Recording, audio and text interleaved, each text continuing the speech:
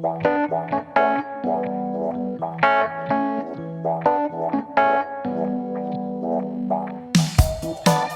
I'm Dave Kittredge, filmmaker in Los Angeles, and this is the OutCast, presented by Outfest, where we have conversations with LGBT creators and allies to discuss their work, their inspirations, their passions, and the challenges of getting our authentic voices heard. And today, I am completely thrilled to introduce the award-winning director of Trick, the Lizzie McGuire movie, as well as the landmark TV movie Wedding Wars, as well as a special place in my heart personally, Jim Fall. Hello, Jim. Hello, David. How are you?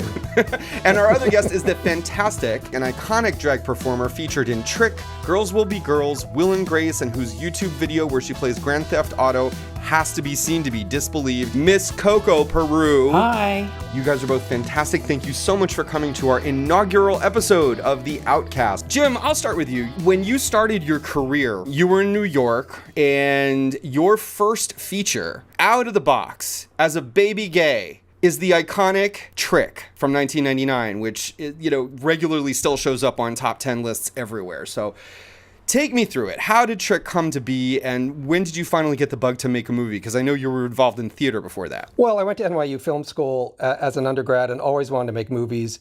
And I have to say, I wasn't a baby gay because I was 35 by the time that movie got made. No, you're not supposed to say that, Jim. You're supposed to be like, yeah, I was 22. No, I was a 35. baby gay. But I'd already tried to get a couple things made. In fact, so many of my early attempts included Miss Coco Peru, by the way, both theater and film. I had written a script called 88s that took place in the piano bar that actually we shot in Trick. Cyndi Lauper had gotten involved, Nathan Lane, Stanley Tucci, Charles Busch. Anyway, I wrote this screenplay, wrote a part for Miss Coco. The movie took a long time not to happen.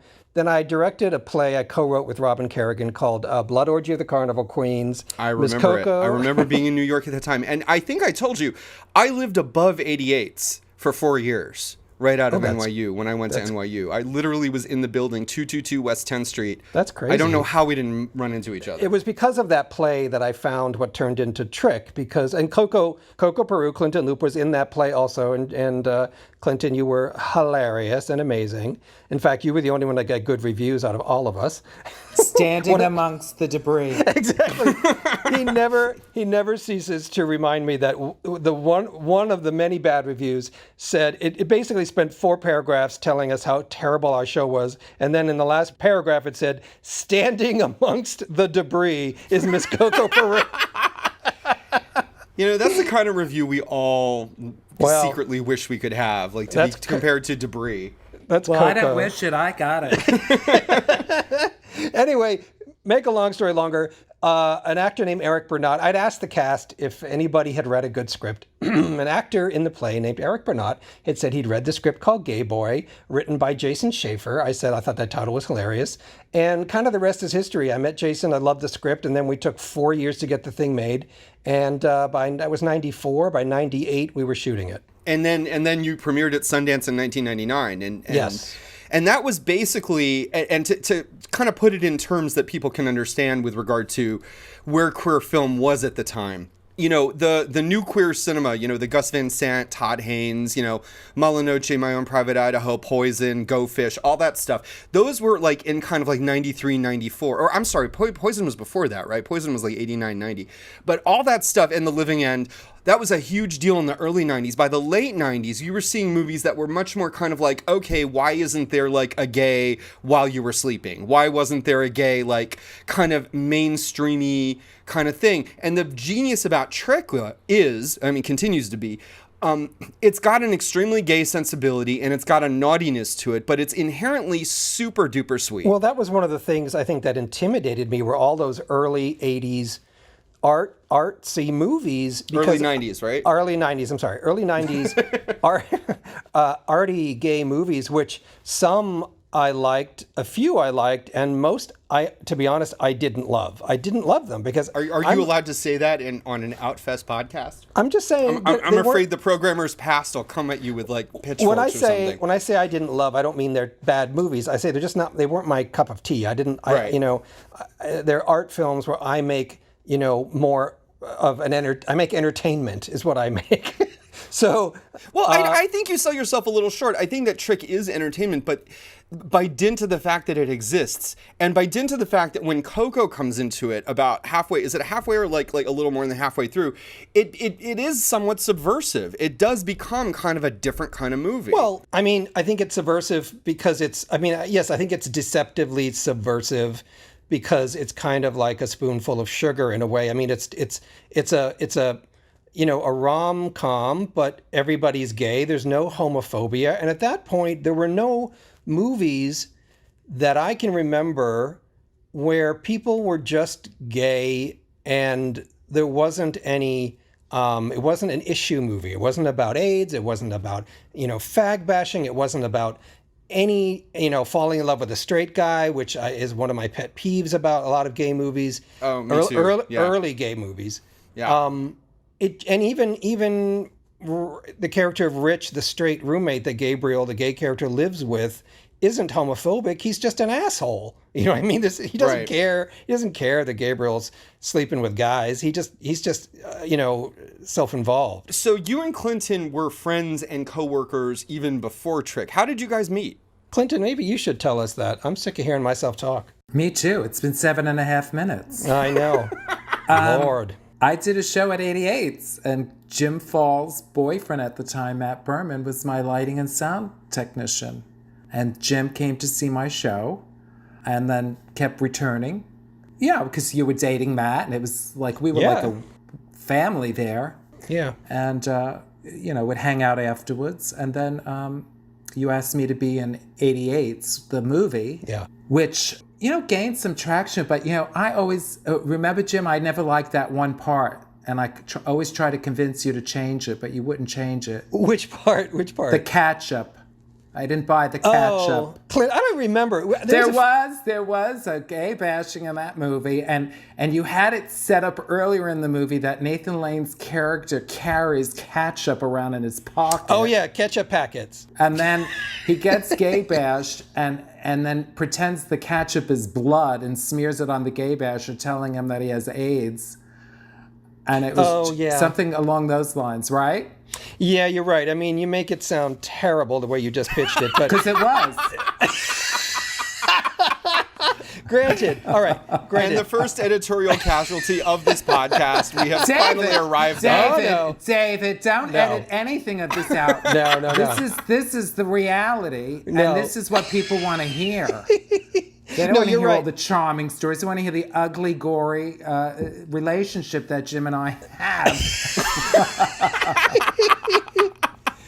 All right, we're cutting that part out, by the way.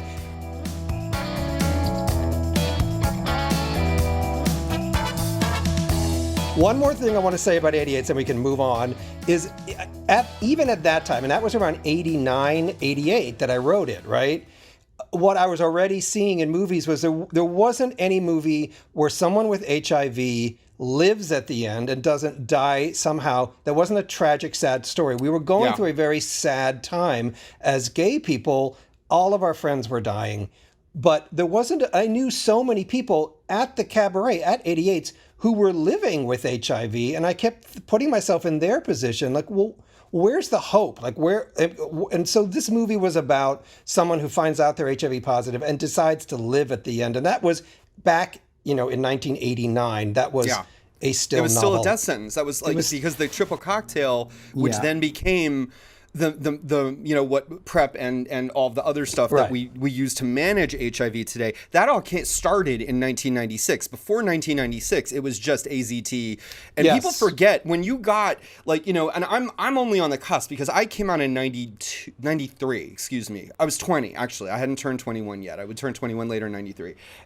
But so I was just after the real wave of AIDS deaths. I mean, it was happening and it would continue to peak through the early 90s, but people my age, generally speaking, we were just terrified because we were supposed to be terrified and it was the right thing to do. When you came out, you were told you had to wrap yourself in latex or else this was a death sentence. You were going to die. So an HIV diagnosis at this point was people I don't think understand today, or at least older people do, but certainly no one under the age of 35 really I think gets how completely traumatizing and life-changing that was. Suddenly you didn't have a life to plan for. And I do want to say something here. Taking all of what you just said into consideration, when Jim was presented with Gay Boy as a script that later became Trick, my character wasn't even in it at the time, but Jim asked me to read it, and I said to Jim, you know what, Jim, put 88s away. Because even though he did feel strongly about that message that he wanted to present, to me at that point, it already felt like what we really needed was a movie about two gay boys looking for a place to have sex, where it wasn't anything, there was no, like you said earlier, it wasn't about AIDS, it wasn't about a gay bashing, it wasn't about any of those things. To me, that felt fresh and new. Now it might seem not so new, but at that time, I really felt like that's what the kind of movie I would want to see. It was a breath of fresh air. It really was. And tell me the story of like how Miss Coco Peru and her pivotal role, how did all this come about? What we did was we did a series of readings of the script over 4 years. The script evolved. It was a slightly different story when I found it. It was I think it was only 70 pages. And again, Jason Schaefer had written it. It was about two boys wandering, pretty much, all the scenes of them wandering around the West Village. And then they end up having sex in a bathroom at the end of the original draft I first read, right? And as any script, it evolved. Jason and I started working together. We started developing the script, and it evolved in one reading, and I think it was one of the early, if not the first reading, right, Clint? I don't remember, but I know. What happened was you were holding auditions for the first reading, and you asked me if I would come to the auditions and read the other characters against the actors who were coming into audition. Oh. And I was reading of course, reading all the parts, but I had read the role Catherine that Tori Spelling would later play. And you said at the end of the auditions, you know what, Clinton, why don't you just do the Catherine role for the first reading? And I'll just explain to the audience that in the movie it will be played by a female person. Right. And then when we did the first reading, I, of course, stole the whole show. No, I'm kidding. I didn't. But no, you did. You were hilarious. But everyone said you've got to keep the drag queen in the movie. And I even said to you, that doesn't make sense. I can't be in the movie. Well, and that's when Jason and I realized, okay, we've got to write Coco into the movie. How does this happen? And then that, pivotal scene in the bathroom evolved. And, Coco's a monologuist. So, of course, she's in her wheelhouse doing that amazing monologue. And the whole movie pivots on his character. And everyone, like the two things everyone says to me all the time about Trick is Coco's monologue and Catherine's, cheese fries scene. They're both, they're both the cheese fries, yes. Iconic moments. Clint made that scene in the bathroom amazing. We shot it, 7 times? And I remember, Clint, you left the set crying because you thought it was terrible. And I'm like, it was brilliant. It was just, do you remember what was going through your head when we were shooting that? I just remember it was very hot. And at one point we did a take that was really, really good. And a fly flew into my face. And then you said, we're running out of film, so now this is the last chance we have to get it. And that pressure was terrifying to me. It's like, no pressure. Yeah. But you know what killed me, but it didn't, because I'm always going to lean toward making sure the actors' performances are the best, is that the monologue is actually 2 takes cut together. So Clint, the fly take is in there, like half of it, because, as you know, there's that one little whip pan where there's a cut. We had choreographed the whole thing to be 1 take, but believe it or not, after 7 takes, and it wasn't Clint's fault, it was always like, it was a hard sort of technical thing to shoot in this tiny set and get it right. So there is a little cut in the middle, but there's nothing missing. Luckily, there's a pan that we cut out, and it just cuts to Clint when he goes, so I'm licking his balls. Right before that is a cut. But so it's the best of 2 takes, which is what, ended up being the classic. And I just want to bring up, Clinton, that you now have something in common with Harrison Ford. Harrison Ford, as the Star Wars fans know, was cast as Han Solo only after he was invited by George Lucas to read all the other lines when all these other people like Kurt Russell would come in and read. And so he basically just read like Han Solo against all these people and finally got cast out of nowhere, a total nobody, but just a friend of George Lucas's. It is amazing to me how, it's a decision like that can change the course of one's life. Trick brought me out here, and I started doing my show, and I would stand outside of the movie theater in West Hollywood with flyers to my show, and as people came out from the movie, I would hand them a flyer. And sometimes I did it in drag, sometimes out of drag. So the movie is what brought me out here. And then while I was out here, I thought, I kind of like Los Angeles, because being brought up in the Bronx and in New York, for some reason, where I was told to hate the West Coast. And I got out here with those judgments and quickly realized that I really loved it here. That's a New York thing. I mean, I heard that too. I know Jim heard that too. Like, when you live in New York, and continues to be this whole like, oh, LA, they don't have much, content or depth or something. And then you move out here and it's like, oh, wow, there are like all of these amazing people and all this amazing opportunity. Yeah. I'll never forget when I was handing out those flyers. Most people couldn't believe that I would do that. They were like, wow, that's incredible that you would actually stand out here and hand out flyers. But after one of the showings, because I knew when the movie was showing, and I would place myself by the door, this one queen, she pushed that door open so hard, and I thought, oh, that was a little aggressive. And I went to hand him a postcard, and before he saw what it was, he just looked at me. He didn't know who I was because I was in drag, and he screamed, "That was the worst fucking movie." So there's at least one person that hated it. Oh, no. You know who else hated it? Roger Ebert. He didn't hate it. He gave it like 2 stars. He didn't hate it. He gave us a terrible review. He gave Everyone it 2 else, stars out of 4. He didn't Stone, like it. He didn't hate it. New York Times, everybody gave us and Kathy pretty much... and Jimmy. Oh, she's... She hated it too. She told me that at a party. Well, I'm not a fan of her work either. It's only one of the top 10 like gay movies ever made, as according to like a bajillion different surveys. But New York versus California. I mean, to be honest, I really wanted to move the hell out here sooner than I did, but I wanted to get Trick made first.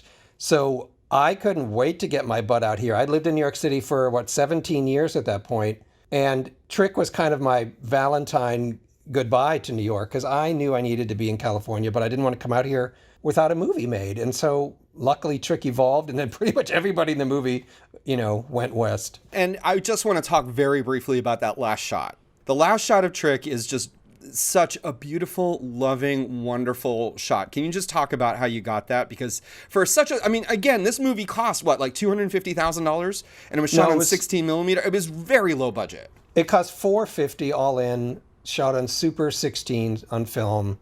And you got a crane shot at the end, and it looked gorgeous. That was our only crane. I mean, we had that crane shot. We had that crane for a couple of hours, and then we actually went past our time, and the cops were trying to kick us out, and then we finally got that shot.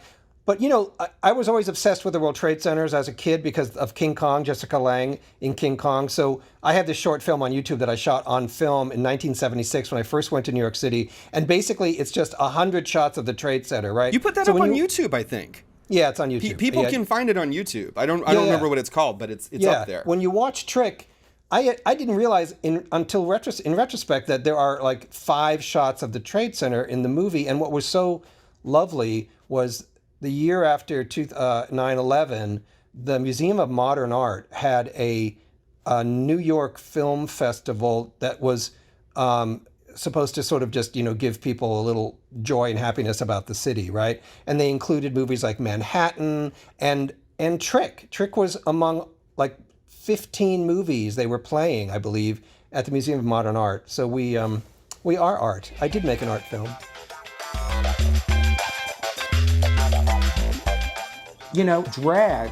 Drag queens have never been treated as equals in the gay community. And it still happens now. You're not taken seriously. Or you can go on an audition and people will say things to you that they would never say to another person. And Hollywood, as liberal or as free thinking as they think they are, drag queens have always been shitted upon on some level. In the same way, I feel like racism, people who say, well, I'm not a racist, I love drag queens, but they don't know the little ways in which they are drag phobic, So I do find it interesting that drag has come so far.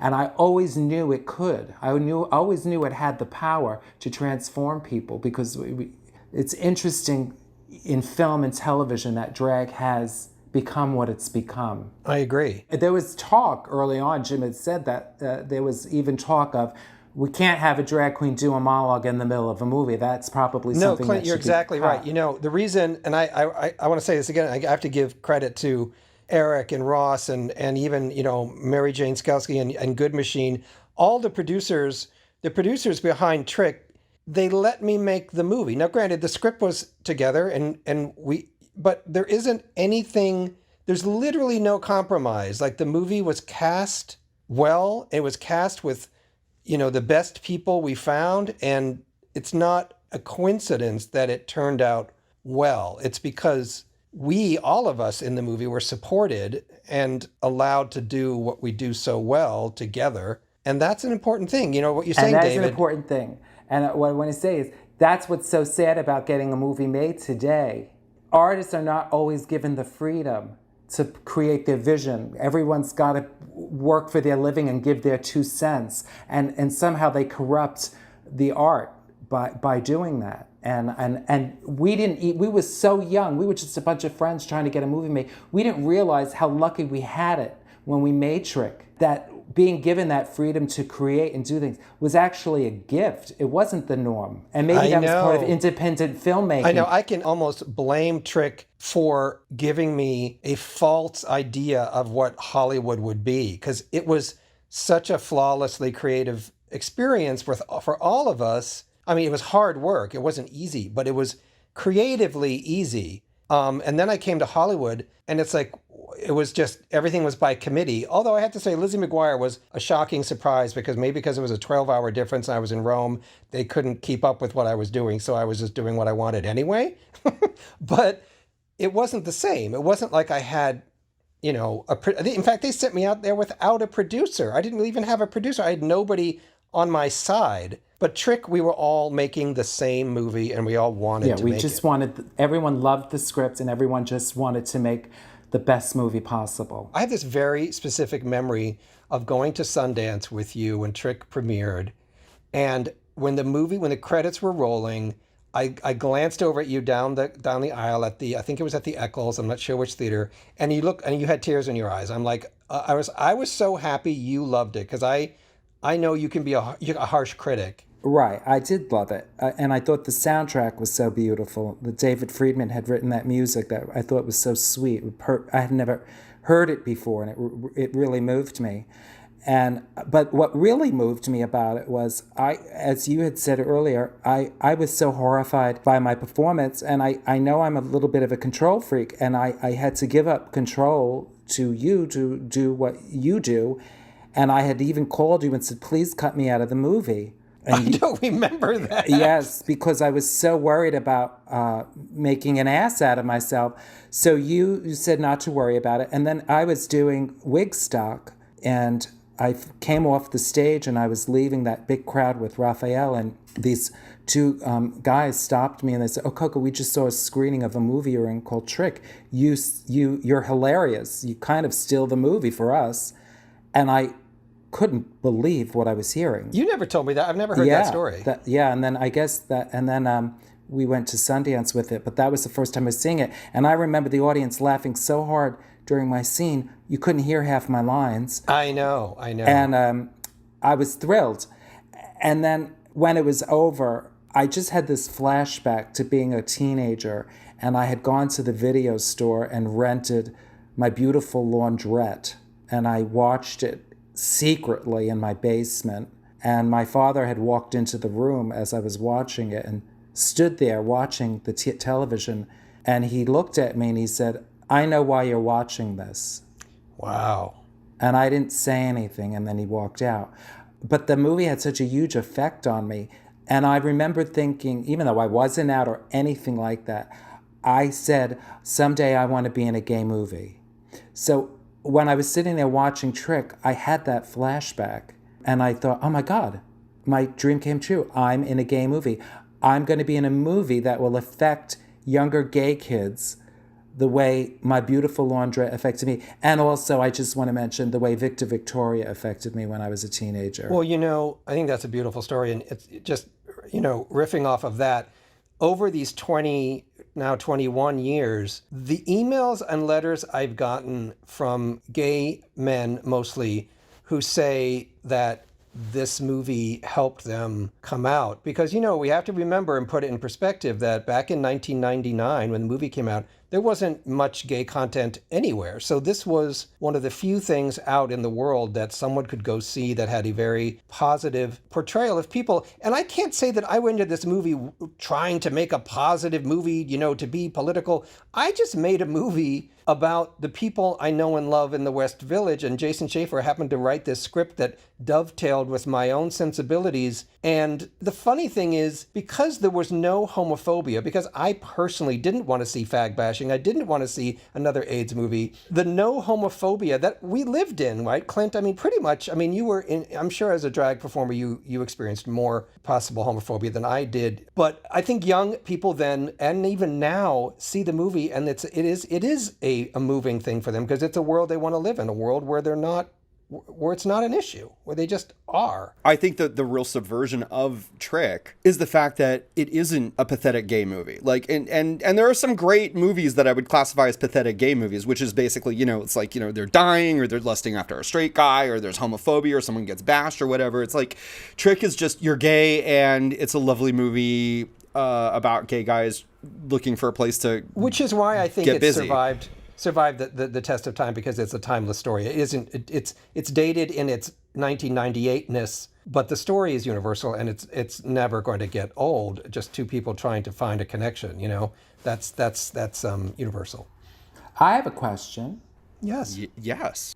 So, what made you decide to not have the boys have sex in the bathroom? That was in the earliest part of developing the script more with Jason. Was one of the big ideas I remember discussing with him that I remember bringing to the table was, to me, what would make the movie more powerful was because in the early draft, again, it's a first draft. Any first draft is, his first draft was short. I think it was only 70 minutes, and he wanted to make the movie himself and make it all sort of low budget and whatever. And I begged him to let me option it and let's develop this together. So in our conversations, it just made more sense to have them kiss at the end, because then the journey is about discovering someone to connect with as opposed to just trying to hook up. And that was sort of the light bulb over my head that made me think that's a lovely journey where we don't see them kiss until the end, and that kiss is going to really matter, as opposed to them fucking in a bathroom. And to be honest, I did not want anybody fucking in a bathroom, because that seemed so old school to me that I wanted them to almost kiss in the bathroom, but I have them go outside. They kiss in broad daylight, right in the center of Sheridan Square on Christopher Street. And if you look quickly, there's a purple stripe down Christopher Street. It's literally a few days away from Gay Pride when we shot that. And to me, that's the powerful thing, back then especially, two men kissing in the daylight and it not being an issue. Well, but in a way, what's more subversive than a story between two gay guys who just want to, get busy, and by the end, they just want to go out on a date? Exactly. That's kind of cool. Yeah, exactly. And that's And I do remember when I was dating my first boyfriend in New York City, I remember we would be walking and I would want to hold his hand, but I knew it was dangerous to hold his hand. And I remember walking with two friends of mine that were a straight couple, and they were holding hands. And I said to them, "Do you see what you're doing right now?" And they were like, Yeah. "What? Holding hands?" And I said, "Yeah, do not take that for granted, because every time I want to reach out for my boyfriend's hand, there's a thought of, will I be bashed?" Exactly. And so that moment in Trick, when those two boys did kiss in daylight, someone watching that now might might see what it meant back then for a young gay person, and I was younger then, to watch that. That did feel powerful to me. I agree. And to be honest, I think it's still can be a dangerous choice to have public displays of affection. But this new generation of amazing people coming out and growing up in this time, we didn't have that luxury. We grew up in a time of AIDS and being closeted in lots of ways, although I was pretty much out in high school. Well, you had no choice, but that's another story. That's another story for another podcast. This is a perfect time to take a break, and we will be right back with Jim Fall and Miss Coco Peru.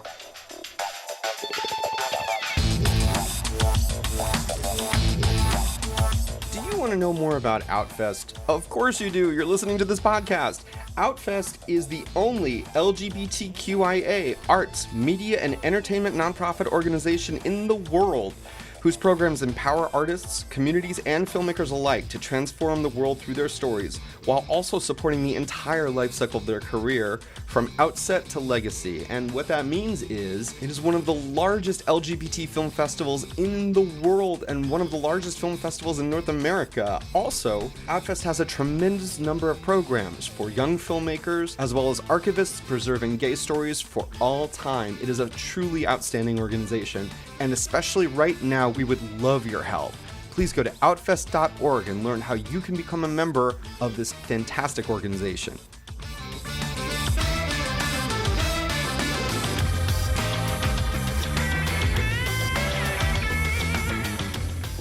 And we are back with Jim Fall and Miss Coco Peru, and as we are recording this in late April in 2020, we are all in isolation and quarantine and in our homes and doing this remotely.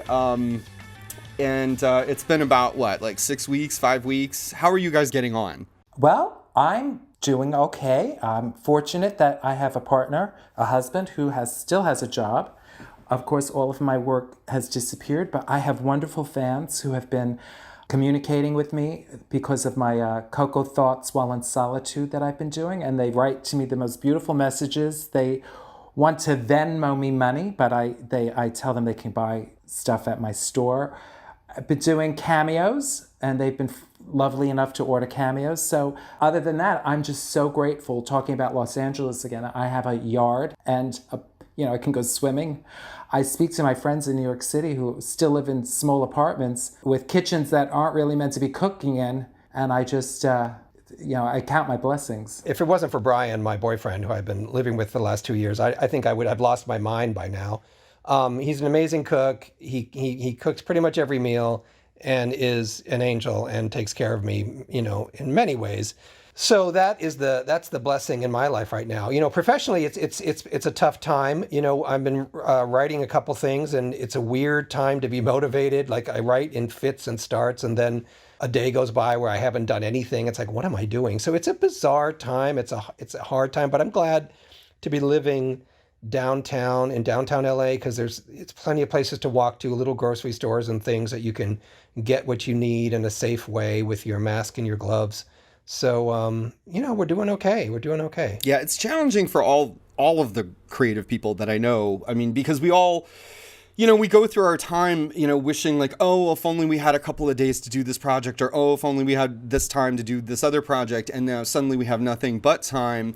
And yet the anxiety about like everything that's going on, it's kind of like a subterranean kind of pressure. And it's just, I found it very difficult to get stuff done, at least at the pace and the quality that I'm used to, like from before this craziness. And Jim, speaking as a close friend of yours, all of us would have lost our minds had Brian not stepped on the scene. All of us. So it wasn't just you. We're all very grateful that Brian booed you up. Well, I lucked out when I met him, so. He's adorable. After Trick, you made a big studio movie, which has since, I think I can easily say, become iconic. Being that, all the millennials kind of track you down and want to ask you about this, which it would be the Lizzie McGuire movie. Can you just talk a little bit about this? Because everybody, I'm sure, like a lot of people want to know about it. It was the weirdest thing, and my agent at the time sent me the script. I had no idea what Lizzie McGuire was. I hadn't seen the show, but I went in, and luckily Doug Short, one of the executives, had seen Trick and loved it. He's gay also, And they really wanted to hire a director that was completely as far away from the original TV show as possible, because they wanted the movie to be a movie, right? And I went in there, I think, with the most enthusiasm of, I guess, that's what they told me anyway, of anybody else who had met on that job. But it was, I was scared because I thought, oh, what am I doing? Like, here I am selling my soul to Disney to make this movie. But when I realized what the movie was, it's basically this lovely, fun trip to Rome, class trip to Rome, rom-com love story set literally in Rome. $17 million budget. I'm like, I'm in. Let's make this wonderful movie. It's so great. And I'm really proud of it. It's one of those movies that did not need to be as great as it was in order to make money. And it's that much better than anyone thought it would be. That was my agenda. We shot it widescreen 235 on Super 35.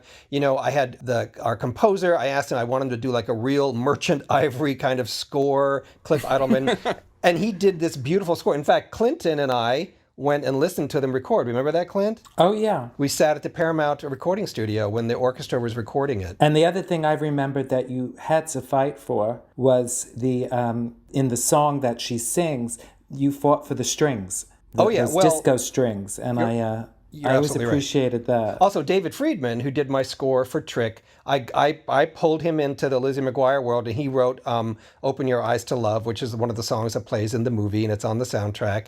And what Clint's referring to is the big finale song, which Dean Pitchford wrote. But there's two versions. There's the one that's on the album, which is more of a mixed pop, like radio play version. But the one in the movie has like soaring strings and sounds more like it's being sung live. And those strings were arranged by Bob Esty, who has now sadly passed away last year. But Bob Esty arranged so many things for Donna Summer and all these other disco divas back in the day. So it was a wonderful one. And the fact that these kids love this movie still to this day, I still get so much mail about Lizzie. People love Lizzie McGuire. I think there's a certain age range where you just mention the Lizzie McGuire movie and it was this fundamental cinematic cornerstone of their development. It's like, I don't even know what the analog would be for me or you. I mean, maybe like for me, it would be like one of those like movies they would play on HBO over and over again in like 1981. Like, it's, like Looker or something, which is still, well, that is iconic for me. But it's like, Lizzie McGuire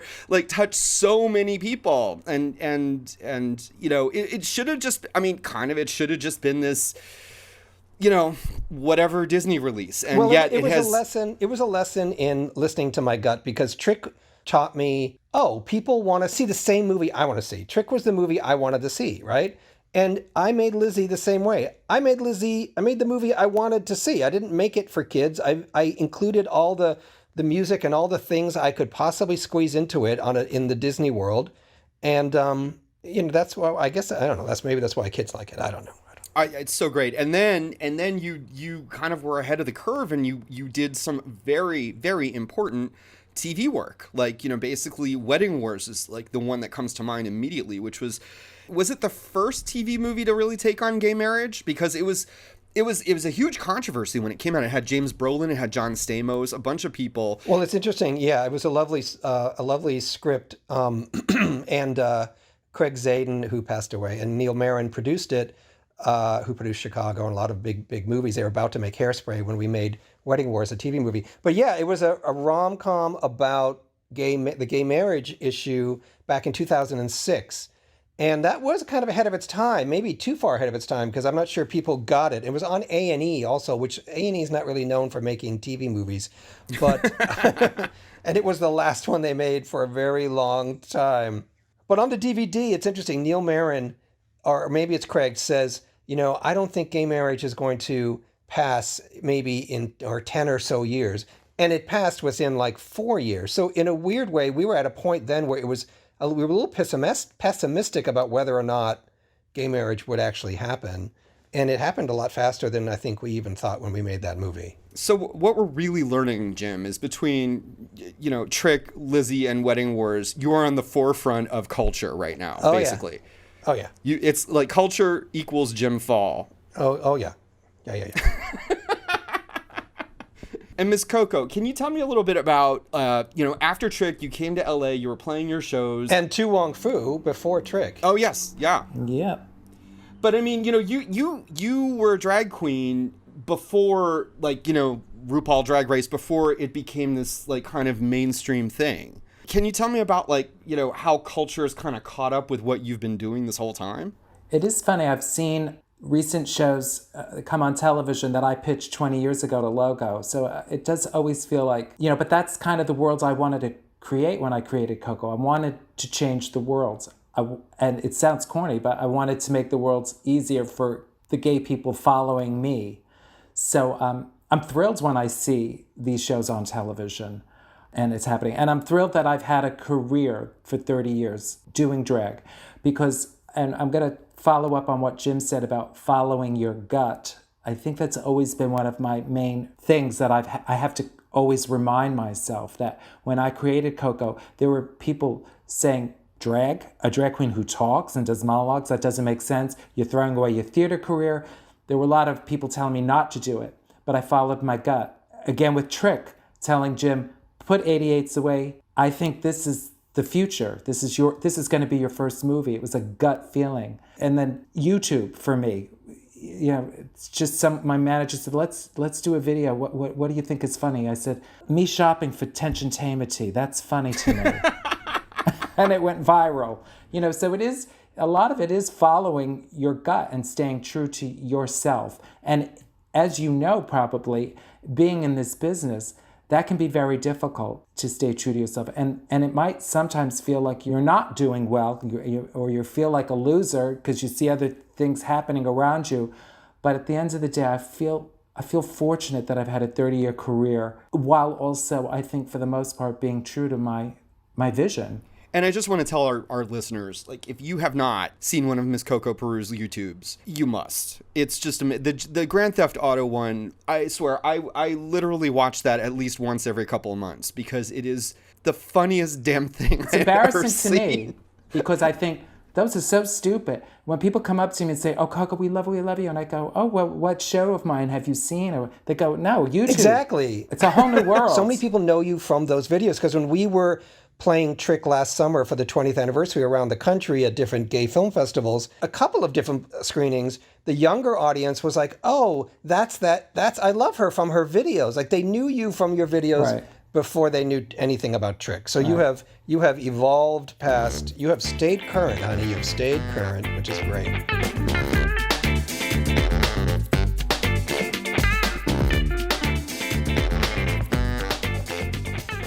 Trick was made at a very specific time in independent film. And now, I mean, it's completely changed. I know that the next project for both of you, or one of the next projects, is a sequel to Trick. And it must be just a very different situation. Well, I always loved the ending of Trick, and also in my gut, never really believed that Gabriel and Mark were going to, like, last and be perfect boyfriends forever, given how different they were.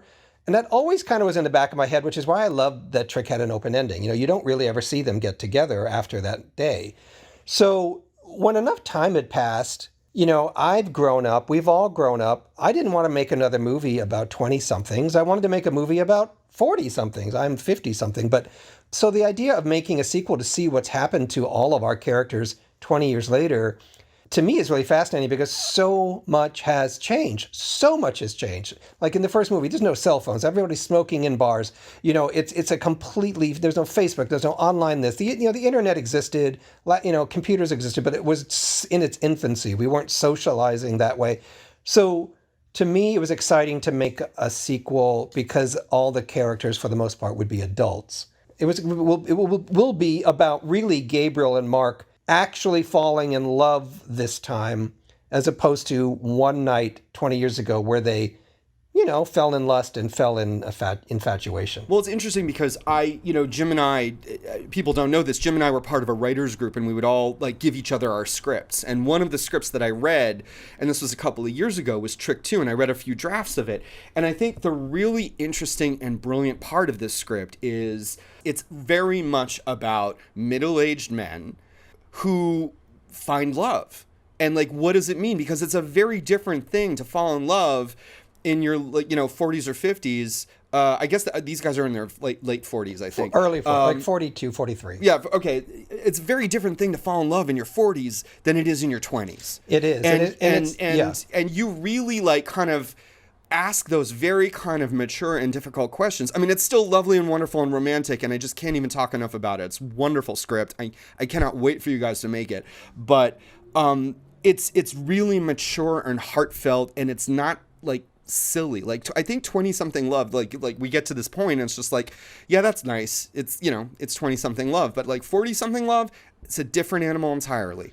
Well, one more note about it is, again, continuing the theme of listening to your gut. Trick 2 really is about the fact that Gabriel forgot kind of who he was. And when he runs into Mark again 20 years later, the go-go boy who's now evolved into this, three-dimensional person who's stuck to his dream and has this wonderful life still back in New York. Gabriel's in LA. It makes Gabriel question all his choices for the last 20 years because he's basically put his dreams aside to kind of support someone else's dreams. And so his crisis of consciousness is like, do I rediscover who I used to be, or do I stay in this comfortable life I've created? So, and one of the most delightful parts of the script is the fact that Coco, yet again, has an amazing, major, pivotal moment with amazing monologue. Oh my God, that monologue it's if you thought the monologue in Trick was great, just wait. It's amazing. Like, and I know that Coco, you helped create or develop or write this monologue, the sequel? This whole monologue. And I asked, it's amazing. I put I put the slot in the script. I'm like, it's another bathroom scene, although it's a different kind of bathroom. And I asked Clint, because I wrote this sequel. Jason wrote the first one. I wrote this whole script. And I asked Clinton specifically, will you please write a monologue? And you did, right? Mm-hmm. It was something actually that I had written for my one of my one-person shows, but I thought the message of it could work within Jim's script, so I rewrote it a little bit just so it could fit in his little that little slot he gave me. Yeah, although you have a much bigger role in Trick 2. You are a full in and out of drag character, so it's not just a cameo appearance. Yeah. Well, and the character has developed. I mean, the character in the first movie was kind of a psychopath, just a little bit. Well, in my defense, and this is where Jim and I disagree. When I did the Trick movie, when I saw Trick for the first time, I was sort of taken aback by the scene where he says that I had videotaped him. I do not remember ever a reading where that was included in the script. That came after all the readings were done. So I was actually a little appalled by that because I'm sort of playing a version of myself. Do you know what I mean? And I have no problem being kind of, a bitch, but that was kind of creepy to me that I was portrayed as someone who was hiding a video camera in the thing. And there was a scene at the very end of the movie where I do confront Mark and he apologizes to me or something. Do you remember that? No. There was a scene in the movie. That's why you had me walk past the window of the diner. It was the bathroom stall, right? All you did was come out of the bathroom stall and go, ooh, no, that but there was an terrible. earlier version where I go up to the table and I have a confrontation with him. I forgot that. And that was cut. Oh my God. You're right, I totally forgot that. So I always thought that's how it was dealt with, but you later added to make me seem more evil that moment. And I do remember feeling a little bit, that's awkward. Well, honey, I'm sorry that broadside you, but what I really wanted to do is, because I knew that if we could show the footage of this video you took while this blowjob with Mark was supposedly happening, it could be really funny. So I have worked into the sequel that 20-year-old VHS blurry video that creepy Coco had recorded back in the day is going to rear its ugly head when Mark's non-English speaking mother finds the tape and pops it in the VHS. You're gonna have to do whatever. Who's the director that just did the movie where he made everybody look younger? Oh, that was Scorsese. No. Honey, Scorsese. It's going to be the back of your head. You're not going to see faces. Oh, okay. The fine. back of your head. And you're going to see, like, it's going to be blurry and it's not really going to be very clear, but we're going to see a red wig going up and down and like Mark's torso, and then cameras are going to fall over. Mark's going to yell and leave the room. Wonderful. This is movie magic happening these are right exclusives. now on These are exclusive. on this podcast. This is movie magic right here for you. So, like, before we leave, I do want to touch base on kind of where we're at in media right now, and where do you think we're going? I mean, you guys have done work that is notable by any stretch of anybody's imagination, with LGBT cinema and television and theater. And I know that it's challenging to get anything made now. It was challenging then, it's challenging now. How do creators get stuff made? How do you guys get stuff made? I don't know. I just do it. But what I will say, what concerns me is people's attention spans are very small nowadays. It's interesting that when young people come to my shows, my actual shows, which run about an hour and 15 minutes, I have to tell them, turn off your phones, don't check Grindr, and remind them throughout the show sometimes, because people are not used to being able to sit still, even in a movie nowadays, So that is something that has definitely changed. So when I do the YouTube stuff, the thing, I'm always worried, 6 minutes, oh my God, that's too long. It's right. It's a different world. And I'm not sure I answered your question. I think I just kind of went off on a... No, Clint, you're doing tangent. more current stuff than I really am. I mean, part of me is like, I don't care where we're going. I don't really care. But I think wherever we go, no matter what it is, and it's about storytelling, and it's about telling stories. So storytelling... That's my truth as well. I keep thinking, I've been in this business 30 years, hopefully be retiring soon. It's going to be what it's going to be. I'm just grateful I've lasted so long. But I will say this, with doing the Coco Thoughts While in Solitude, where I'm just pulling stuff that's around my house and talking about it, during this quarantine, I'm amazed at how many people are responding to the simple idea of just listening to a story. And I can't tell you how many people tell me they go to bed listening to my horrible Bronx accent, and they find it comforting. Just a story. It's like people have become vulnerable and childlike again. And I don't think storytelling ever goes away. It might get corrupted along the way, but it never goes away. It's really what connects us as human beings. And that's what the magic of movies is. I agree. I think that's beautifully said. And I think that's a good place to leave this conversation. Thank you guys so much. Thank you, Jim Fall. Thank you, Ms. Coco Peru. Now, we've left all the dirt out. You cannot. Okay. He's cutting this. I'm just teasing him.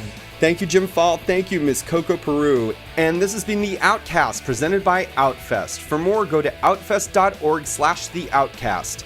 The OutCast is executive produced by Ismail El Sharif and Alan Koenigsberg. Special thanks to Damian Navarro and the entire Outfest team. Music by West One Music Group.